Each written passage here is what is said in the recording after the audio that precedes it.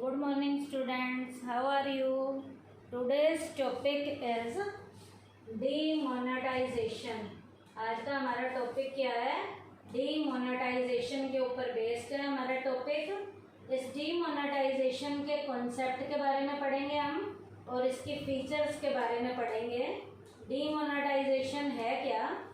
November 8, 2016 was the day when rupee 500 and rupee 1000 notes were withdrawn from circulation।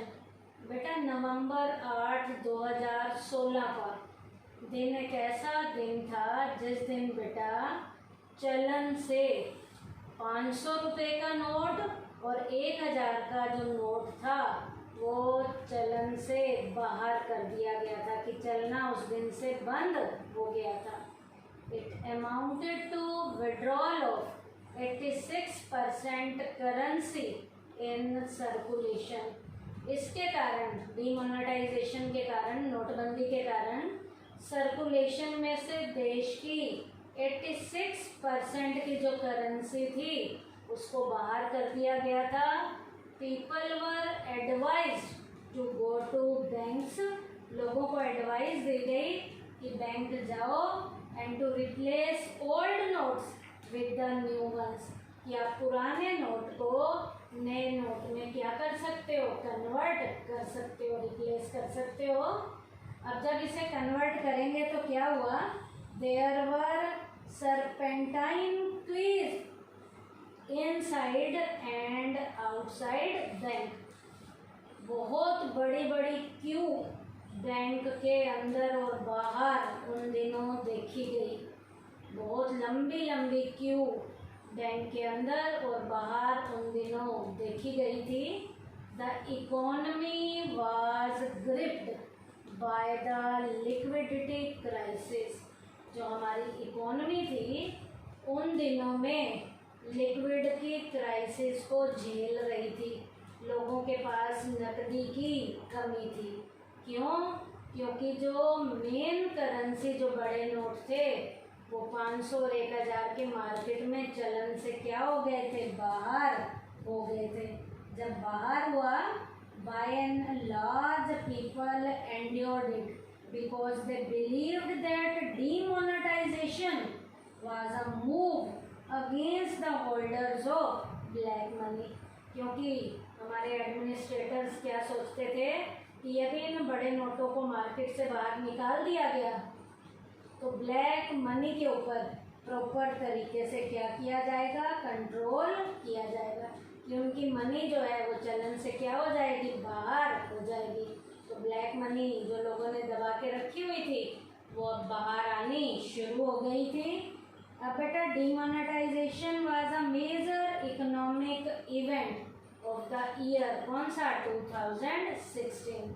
2016 में demonetisation एक महत्वपूर्ण घटना थी नोटबंदी की जो 2016 में हुई थी।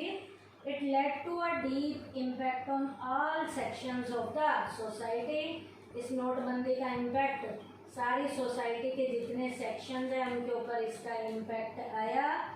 इंक्लूडिंग कौन कौन? हाउस होल्ड पे भी इसका इम्पैक्ट देखने को हमें मिला, ट्रेडर्स के ऊपर भी हमें इसका इम्पैक्ट देखने को मिला और जो हमारे मार्केट के हमारे इंडस्ट्रीज हैं उनके ऊपर भी हमें इसका इम्पैक्ट देखने को मिला। क्यों? क्योंकि जो बड़ी करेंसी थी 500 का नोट और 1000 का नोट वो चलन से क्या कर दिए थे? बाहर कर दिए थे। अब ये है क्या डीमोनेटाइजेशन? इसका मीनिंग क्या है? withdrawal of the status of legal tender to the currency in circulation is called demonetization। Legal tender के स्टेटस के अकॉर्डिंग बेटा सर्कुलेशन में से हमारे 500 रुपये का नोट और 1000 के नोट का जो नोट था, जो करेंसी थी, उसे जो है चलन से बाहर कर दिया था और लीगल टेंडर के स्टेटस के अकॉर्डिंग इसे सर्कुलेशन में से निकाला गया था। इस लीगल टेंडर के स्टेटस के अकॉर्डिंग करेंसी को जब चलन से बाहर किया गया, इसे हमने किसका नाम दिया? डीमोनेटाइजेशन का। इसे नोटबंदी का नाम दिया गया। अब बेटा एक्सटेंट ऑफ डीमोनेटाइजेशन में ये आप डायग्राम देख रहे हो। इस डायग्राम में क्या है बेटा? करेंसी कितनी चलन में रही और कितनी बाहर की गई। 86.9 वाला जो ये शो हो रहा है, ये वाला हिस्सा, ये क्या थी? Currency that lost its status as a legal tender. 86.9% के करीब की करेंसी ऐसी थी जिसे लीगल टेंडर के स्टेटस के अकॉर्डिंग क्या कर दिया था? चलन से बाहर कर दिया था। और बची कितनी करेंसी जो स्टेटस में रही है लीगल टेंडर के अकॉर्डिंग?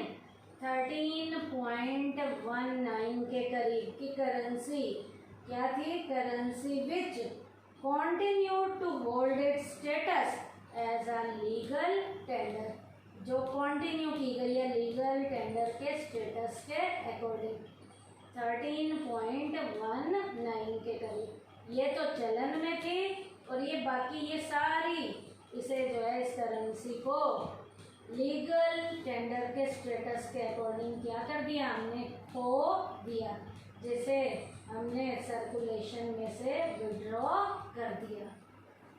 अब बेटा डीमोनेटाइजेशन के फीचर्स क्या क्या हैं? नोटबंदी के फायदे क्या क्या हैं? इसकी क्वालिटीज़ क्या क्या हैं? इसकी कैरेक्टरिस्टिक्स क्या क्या हैं? इसकी कैरेक्टरिस्टिक्स में बेटा सबसे पहला पॉइंट है, इसकी क्वालिटी में सबसे पहला पॉइंट क्या है? Tax administrative measure. सबसे पहले इसकी क्वालिटी क्या है? Tax administrative measure. क्या इसके ऊपर टैक्स लगने लग गया? जो लोग पैसा रखेंगे तो टैक्स एडमिनिस्ट्रेटिव मेजर के रूप में नोटबंदी की जो मेन क्वालिटी आई है सामने, वो क्या है? डीमोनेटाइजेशन जो है is regarded as a measure of tax administration. ये टैक्स एडमिनिस्ट्रेशन के मेजर के रूप में उभर कर सामने आया है कि अब जो करेंसी वो रखेंगे उसके ऊपर उनको क्या देना पड़ेगा? टैक्स जो है देना पड़ेगा। टैक्स देकर वो अपनी ब्लैक जो मनी है उसे वाइट मनी में क्या कर सकते हैं? कन्वर्ट कर सकते हैं। अब बेटा people with cash in hand on account of their declared income readily deposited their cash in bank and got it exchange for new currency। जिसके ऊपर उन्होंने टैक्स भरा हुआ है वो उन्होंने डिपॉजिट करवा दी और उसको उन्होंने नई करेंसी में क्या कर लिया? कन्वर्ट कर लिया। On the other hand those who had black money had to come forward to declare their unaccounted cash. अब जो ब्लैक मनी थी, अनअकाउंटेड उनका जो कैश था, एंड पे taxes along with the penalty. उन्होंने उसके ऊपर क्या किया? पेनल्टी के साथ टैक्स भरा और उस मनी को भी अपनी मनी में काउंट किया। और जिनके ऊपर उन्होंने टैक्स पे नहीं किया वो मनी जो है उन्होंने अपनी मनी में ऐड नहीं की। तो टैक्स एडमिनिस्ट्रेटिव मेजर के रूप में डीमोनेटाइजेशन की ये पहली क्वालिटी है कि लोगों ने जो मनी वो शो कर सकते थे, जिसके ऊपर टैक्स भरा हुआ था वो तो उनकी थी, और जिस मनी पे उन्होंने टैक्स नहीं भरा हुआ था वो भी लोगों ने निकालनी शुरू कर दी। जो उन्होंने दबा के रखी हुई थी उसके ऊपर उन्होंने टैक्स भरा और वो मनी उन्होंने अपनी मनी में काउंट कर ली। तो टैक्स अब भरा जाने लगा जो पैसा उन्होंने छुपा के रखा हुआ था। उसके बाद है सेकंड, इसकी क्वालिटी क्या है? Tax evasion control major. Tax evasion control major. Demonetization is also known as the government's measure to control the malpractices of tax evasion। Tax evasion का यहाँ मतलब क्या है? Avoiding tax illegally. पहले जो लोग गैर कानूनी तरीके से टैक्स की चोरी करते थे, अब टैक्स की चोरी होनी भी बंद हो गई। क्यों? क्योंकि अब उन्होंने टैक्स भरना शुरू कर दिया। पहले बेटा माल प्रैक्टिसेस के जरिए वो टैक्स की क्या करते थे? चोरी करते थे। लेकिन डीमोनेटाइजेशन के बाद उन्होंने अपनी जो करेंसी है उसके ऊपर टाइमली टैक्स देना शुरू कर दिया। तो ये क्या है? It is also known as the government's measure, क्या? To control the malpractices of tax evasion. उसके बाद है third point, channelizing savings into the formal financial system. क्या पॉइंट है? Channelizing savings into the formal financial system. Demonetization facilitate in channelizing savings of the people into the formal financial system. पहले लोगों ने वही पैसा दबा के अपने घरों में रखा हुआ था, ब्लैक मनी के रूप में रखा हुआ था, और वही ब्लैक मनी का पैसा मार्केट में आना शुरू हो गया और उस पैसे को लोगों ने फॉर्मल लेवल के फाइनेंशियल सिस्टम में लगाना शुरू कर दिया, जिससे पैसे से और ज़्यादा पैसा कमाया जाएगा। इसका फ़ायदा क्या हुआ? As a result some of the new deposits can be use. अब नए डिपॉजिट का यूज़ किया जाने लगा। वही पैसा पहले घरों में पड़ा हुआ था, अब उस पैसे का यूज़ हो रहा है। कैन बी यूज फॉर किसके लिए? बाय या for launching new profitable schemes. वही पैसा नई प्रॉफिट की स्कीम में लॉन्च किया जाने लगा। And providing loans at lower interest rate. उसी पैसे को लोगों को कम इंटरेस्ट रेट के ऊपर लोन के रूप में भी दिया जाने लगा। तो इसका फ़ायदा भी किसके बाद से हुआ है? नोटबंदी के बाद से हुआ है। तो ये पॉइंट क्या था? Channelising savings into the formal financial system. उसके बाद फोर्थ पॉइंट है creating less cash economy. Creating less cash economy. Economy में भी कैश ज़्यादा नहीं था, अब कम कैश था, पहले ज़्यादा था। डीमोनेटाइजेशन हेल्प्स इन अफेक्टिंग या bringing about understanding in people for channelizing more saving through formal financial system and hence improving more chances of less cash economy. अब बेटा लेस कैश की इकोनॉमी के चांस बढ़ने लग गए, क्योंकि वही पैसा अब जो है प्रोडक्टिव पर्पसेस के लिए यूज में लाया जाने लग गया है। यही पैसा कॉन्सिक्वेंटली डिस्पाइट द लिमिटेशंस किसकी? Non availability of cell phones, point of sale machines, POS machines, internet connectivity etcetera of digitalising transaction. आज डिजिटल लेवल पे हमारे ट्रांजेक्शन्स होने लगी हैं। It helps in introducing formal economy. Formal level पे economy को चलाने में डिजिटल तरीके से आज जो है इकोनॉमी की लेस कैश इकोनॉमी के ज़रिए भी आज बढ़िया तरीके से प्रॉपर तरीके से काम किया जा रहा है। तो क्रिएटिंग लेस कैश इकोनॉमी भी हमारे डीमोनेटाइजेशन की एक फीचर है। तो डीमोनेटाइजेशन से क्या क्या फीचर्स निकल कर आई हैं? 4 पॉइंट हैं इसके। 4th पॉइंट है, फर्स्ट है टैक्स एडमिनिस्ट्रेटिव मेजर, सेकंड है tax evasion control measure, third है channelizing saving into formal financial system, creating less cash economy. अब बेटा डीमोनेटाइजेशन का इम्पैक्ट क्या क्या हुआ?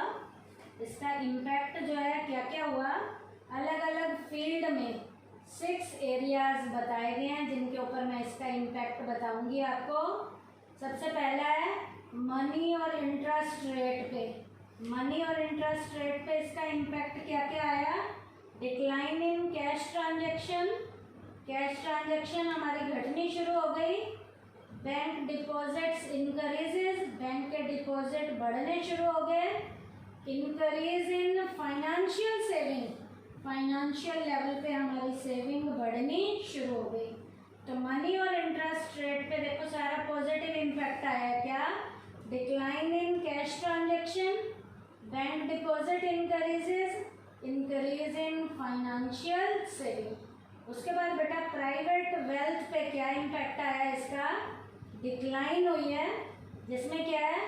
Since some high demonetized note were not returned and real estate prices fall. इसके कारण बेटा रियल एस्टेट की जो प्राइसेस हैं वो धीरे धीरे से गिरनी शुरू हो गई हैं। तो इसके ऊपर इसका इम्पैक्ट बढ़िया नहीं आया। रियल एस्टेट की प्राइस की वैल्यू जो है कम होनी शुरू हो गई है। क्यों? क्योंकि हाई डिमोनेटाइज नोट जो थे वो ज़्यादातर लोगों ने रिटर्न नहीं किए। जिनके ऊपर वो टैक्स भर सकते थे वही तो भरा गया, बाकी को बेकार चला गया वो पैसा। तो इसके कारण रियल एस्टेट की प्राइसेस की वैल्यू जो है वो गिरनी शुरू हो गई। उसके बाद है पब्लिक सेक्टर वेल्थ पे। पब्लिक सेक्टर वेल्थ पे इसका नो इफेक्ट है, कोई भी इफेक्ट नहीं आया, एज इट इज का एज इट इज रहा। उसके बाद है डिजिटलाइजेशन, डिजिटल हुए, digital transaction amongst new users, नए यूजर्स जो पहले डिजिटल ट्रांजैक्शंस नहीं करते थे वो डिजिटल ट्रांजैक्शंस करने लग गए। रुपए के रूप में या AEPS के रूप में इंक्रीज होनी शुरू हो गई। कौन सी ट्रांजैक्शन? डिजिटल लेवल के ट्रांजैक्शन। यूज़र जो है ज़्यादा नए लेवल के जो यूज़र थे वो डिजिटल लेवल के ट्रांजैक्शन का यूज़ करने लगे। पहले डिजिटल ट्रांजैक्शन बहुत कम लोग करते थे, लेकिन डीमोनेटाइजेशन के बाद से नए यूज़र ने भी डिजिटल लेवल की ट्रांजैक्शन का यूज़ करना शुरू कर दिया, इन ऐप्स का यूज़ करना शुरू कर दिया। उसके बाद है रियल एस्टेट पे इसका क्या इफेक्ट आया? अभी मैंने पीछे भी बताया था, प्राइसेस गिरनी शुरू हो गई, प्राइस डिक्लाइन, कीमतें कम होनी शुरू हो गई। उसके बाद है लास्ट टैक्स कलेक्शन पे इसका क्या इम्पैक्ट आया? Rise in income tax collection because of increase disclosure. Increase level का डिस्क्लोजर होने के कारण, क्योंकि लोगों ने बहुत सी मनी दबा के रखी हुई थी, ब्लैक मनी, उस ब्लैक मनी को वाइट में कन्वर्ट करने के लिए उसके ऊपर टैक्स भरना पड़ा। तो इनकम टैक्स का कलेक्शन बढ़ना शुरू हुआ। कब से? डीमोनेटाइजेशन के बाद से। तो इसका इम्पैक्ट जो मैंने 6 एरियाज पे बताया, वो एरियाज कौन कौन से हैं? मनी और इंटरेस्ट रेट पे, प्राइवेट वेल्थ पे, पब्लिक सेक्टर वेल्थ पे, डिजिटलाइजेशन के ऊपर, रियल एस्टेट पे और टैक्स कलेक्शन पे। तो आज का टॉपिक बच्चों हमने क्या किया है? डीमोनेटाइजेशन के कॉन्सेप्ट के बारे में पढ़ा है, इसका एक्सटेंट डीमोनेटाइजेशन का इस डायग्राम के जरिए देखा, फिर मैंने इसकी फीचर्स बताए हैं फॉर क्या क्या? Tax administrative measure, tax evasion control measure, channelising saving into formal financial system, creating less cash economy. फिर इसका इम्पैक्ट हमने 6 एरियाज पे देखा, मनी या इंटरेस्ट रेट के ऊपर, प्राइवेट वेल्थ पे, पब्लिक सेक्टर वेल्थ के ऊपर, digitalisation, real estate, tax collection. Thank you बेटा।